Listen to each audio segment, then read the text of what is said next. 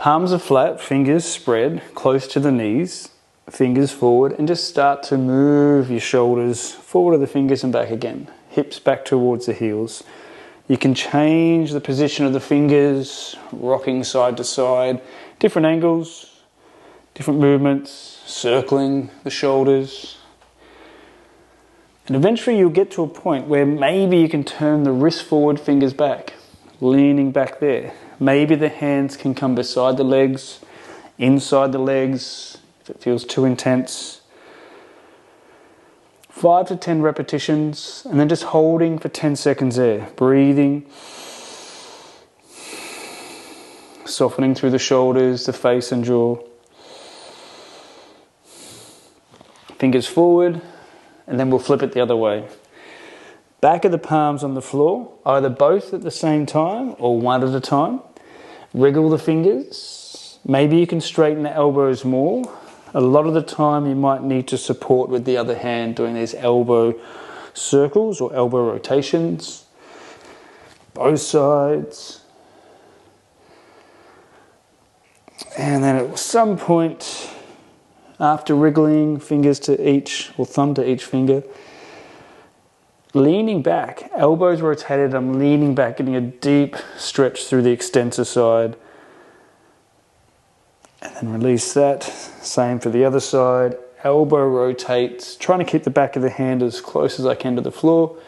Wriggling fingers if you can, thumb to each finger, and then slightly leaning back, just to get that deep stretch through the extensor side of the arm. And then we're done. Our quadruped shoulder protraction, retraction. Getting those shoulder blades together, getting them apart, getting that movement through this part of the body which for a lot of us has been neglected for such a long period of time. I also like to integrate the shoulder rolls at or after, during the up and downs. You still go up and down, shoulder blades coming together, but then you get that full motion, range of motion as the shoulders do that circling as well. You can pause in a position, 5 to 10 seconds, little contraction. You can push into the floor, get the stretch. Other muscles will be contracting, maybe in different points through that rolling of the shoulders as well.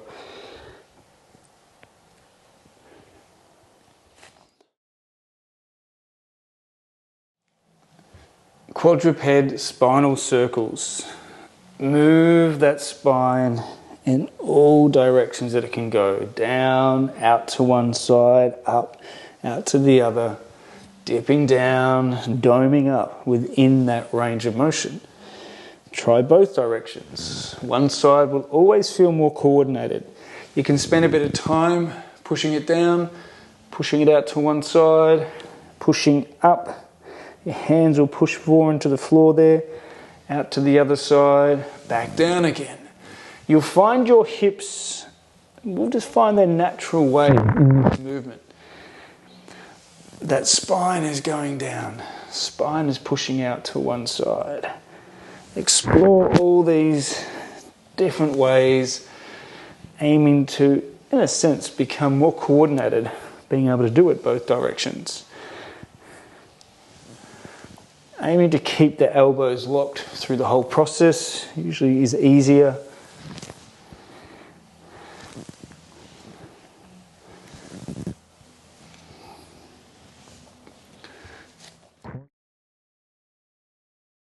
You can start by hands on both knees, just circling, getting that lower back gently pushing down into the floor. And then doing one leg where you're holding one knee in and the other knee is going to drop out, go forward, and then come back into your chest. Taking it on a range of motion, you're going to work the groin muscle. Just pay attention, make sure the hip feels safe. If you even need to bring the hand in there at any point. And then we go the other direction, so reverse that circling. Having my other knee in just keeps the lower back flat. So like 3 to 5. And then we'll do the other side. Hold that knee in. So the other leg goes forward, out to the side, comes back in, whichever way you start that circling.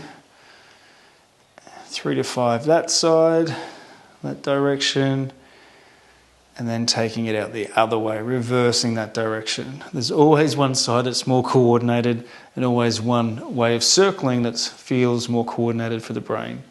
So doing it all, obviously over time, get the body more in tune, more coordinated, just have that greater awareness. To finish, even pulling the knees into the chest, you'll feel that lower back lift up, then lower. So we're going to practice walking to the squat. So you've already watched a tutorial for those that may not be able to achieve this immediately. If your squat is still high and you're not deep into it, just practice this movement. We'll do it for 1 minute. Those that can get a little bit closer, letting the knees start to rock forward and back with the hips. And once you feel comfortable and safe, you might be able to walk all the way into that squat. Maybe the heels are flat or they're lifting, but trying to come forward and back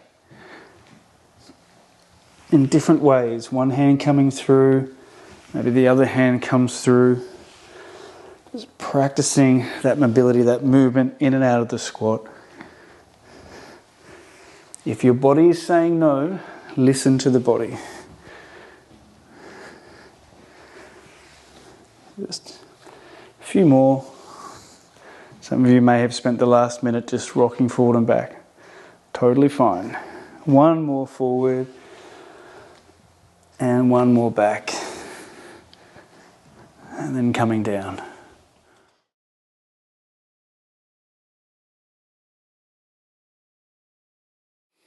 Now we're working on the basic squat prep. We're going to use a chair. Make sure it's a heavy one. About 1/2 meter behind it, you're standing. You're going to lean forward to grab hold of the chair, bending at the hips. You can see my butt sticking out. And from here, I'm going to start bending my knees and pushing my butt back. So I'm using that chair to stop me from toppling over. And just seeing how that feels. Butt keeps pushing back. Maybe I can start walking my hands down the chair to go deeper. As you can see, the chair is stopping me from toppling forward or back. And then I'm trying to go down deeper into this squat. Some people will stop here. Some people's hips will be tight. Some people's joints, their bones, the skeletal variation won't allow them to go any deeper. Some people's heels will start to lift. If they do, just for this, just preparation, just keep your feet flat and even walk up a little higher. For those that can go deep into the squat and the heels stay down, keep the body coming down slow. I'm holding onto the chair still, trying to lift my chest. And sometimes you'll find that you're a little bit too far away from the chair. You'll hopefully in time with practice know where to be. You might need to pull the chair a bit closer. So from here, I'm just hanging here, letting the hips open up and eventually walking back up, pushing through my heels to come out of there. Again, I can lean on the chair to help stand the body back up.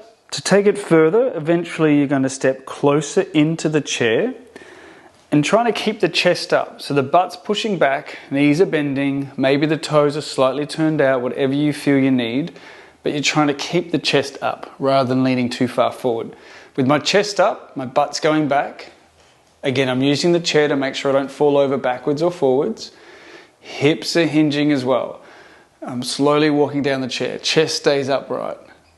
You may not be able to come down this fully. That's totally fine. Take your time. But use the chair, use the prop you have in front of you to try to go up and down slowly. So now working the monkey prep. The monkey itself is a movement whereby we're moving sideways in a squat position and gently hopping side to side. This is our end point, and there are many, many variations along the way. But the monkey prep today, if you're able to squat with the heels up off the floor, maybe the butt's a little higher, that's enough to begin. What we're doing with the heels up in this squat position, we're going to bring the hands on the knees, arms on the knees, and then just take them to one side. So this arm is connected on the inside, this arm on the outside. And then I'm just shifting my weight over the hands, shoulders over hands. My butt comes away from my heels, a bit more space between my knees, and I'm coming back. Resetting, arms on the knees, taking in the other direction. So they stay contacted to the legs. Palms are flat, shoulders shift over the hands, and then I'm moving back. This is the monkey prep. Making sure the knees, everything feels safe as you do it. Arms, shoulders over wrists, sitting back. Arms are staying connected on the legs, moving one way, palms down, shoulders over wrists, sitting back. So my butt moves away from my heels. From the side, arms coming down, one direction, lifting the butt up, coming back. Arms reset on the knees and move the other way. Shoulders over wrists. Monkey prep. Give this a go. If your knees, if your body at this point in time doesn't allow, totally fine. Skip this movement for now or practice in the best, safest way you feel you can.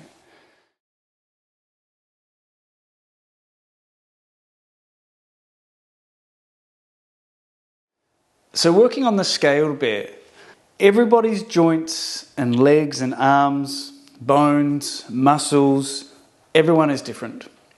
Flexibility ranges, our range of motion, all that will be different depending on our life that we've had, the lifestyle we've led, and just genetics. The scaled bear, rather than feeling like you have to come straight up into that A-frame shape where you've got a straight line from hands to hips, hips to heels. Some of you may have really tight hamstrings and tight back lines, the knees are bent. And some of you may be more forward because you don't have this ability with your range of motion of the shoulders to push the head back. So what we're trying to do is give you the scaled version of a bear that works for you, whether the shoulders are further forward, which will take a lot of load on the wrists, or maybe you can push the hips way far back to take the load off the wrists. Some of you will be really tight in the back, so maybe you need to come forward. It's a bit more planky, but that might work for you. Rather than having your fingers facing forward, turning the hands slightly out might work better for the wrist load. So when you come into the bear that works for you, knees under hips, shoulders over wrists. The moment you sit up, if you can't go deep, then find the position that works. Maybe the knees are bent.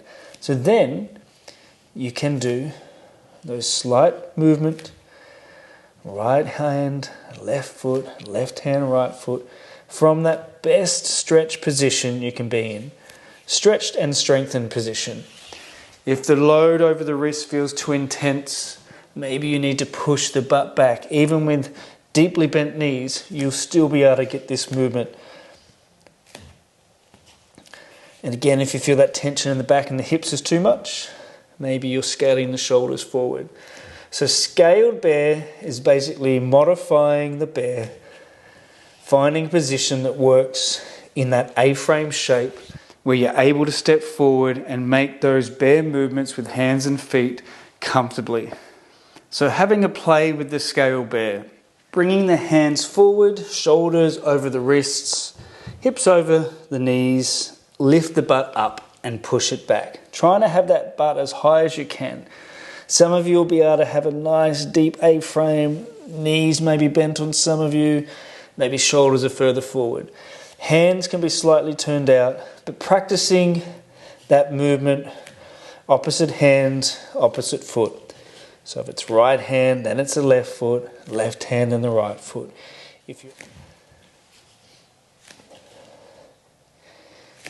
If you're able to walk backwards, coordinate that, please do, or come down to the knees, have a rest, turn around and walk backwards, depending on how big your space is. So scaled bear is finding a position with the hands and wrists, maybe turning them out, knees might be bent, shoulders might be further forward, or maybe you can already do that nice deep scaled bear where the butt is up. You've got that nice line from hips to hands and heels. Working at your level, moving forward and back in that A-frame shape.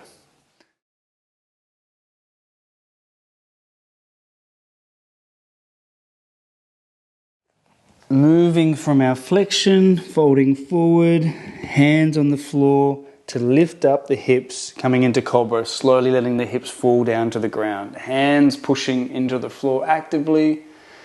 Inhale to come away, exhale to hips back. So you decide the movement with the breath. So I inhale, exhale to push back, and inhale to come forward, exhale to drop down. So that's the rhythm I take. Your body, your breath might dictate slightly different. What we're aiming to feel is this spine bending one way and then bending the other way.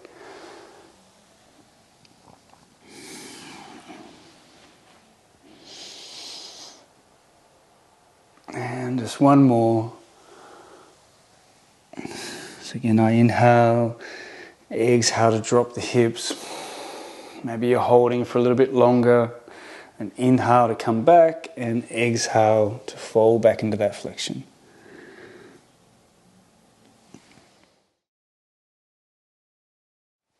Our seated clasped hand extension.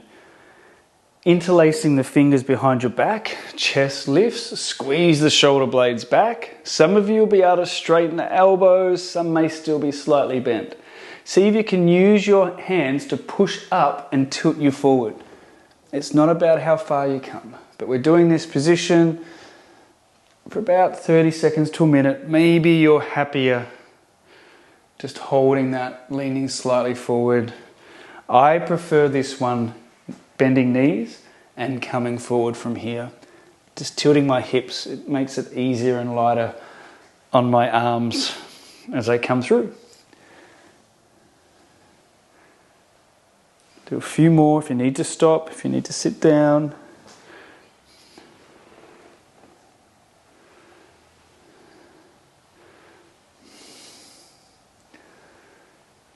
As always, everyone's joints will be slightly different. Some of you will be able to come quite deep forward with the arms in the air. As you can tell, my hands are still quite low. Getting them up in that position, I find quite difficult. 3-point bridge, so around 30 seconds each side. Whichever hand you're starting with, the fingers are turning away on that angle, shoulders over the wrist, so as you push down, the hips lift. Some of you will be able to go straight into that higher hip lift, the hand over the head, you're following the thumb. Maybe you need to come down. You can do it sequentially, lifting up, looking over, coming back down. For those that aren't there yet, maybe you're lifting the hips up, coming back down, lifting up, maybe the arm goes up. One more, wherever you're at. And we'll change sides. Other hand, fingers pointing away, close into the body, so the shoulders tracing over that wrist. Push down to lift the hips, testing the joints to begin. A few times, maybe you can go straight to it. Depending on where your body's at with flexibility, range of motion, never try to rush ahead to that next deeper progression if you don't feel comfortable or safe. So one more, wherever you're at. And then coming back down.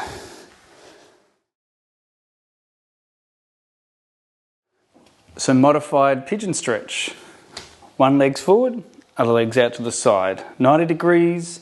If you need a block or a cushion under that front hip to help the body stay up a little higher, I do like to have just that element of lifting so that I can come forward, and we'll do about 30 seconds each side. So body coming down, push into the knee to lift back up. Find the breath in that movement. And as you actively push that knee down, as well as helping yourself come up, you'll feel that deeper into that right hip. You can stay forward for longer, so the last 10 seconds, even actively pushing that knee into the floor. Then let it soften. Just hold for a little bit longer and we'll swap sides. So obviously protect the knees as you come out. Swap around, so now my other hip is on here. The knee that's forward is the hip I'm leaning on. Other leg, 90 degrees as best you can with the front leg. The chest is coming down over that front knee. I've elevated my back hip, maybe you can be on the floor. So around 30 seconds, so 5 to 10, pushing down actively with that knee to help lift you up. And that will really get deep into there. Final one, maybe pushing the chest forward, actively pushing the knee into the ground, 5 to 10 second hold. Let it soften, let the body just stay in that nice deep stretch. External rotators. And then use your hands, even use that knee to help lift back up.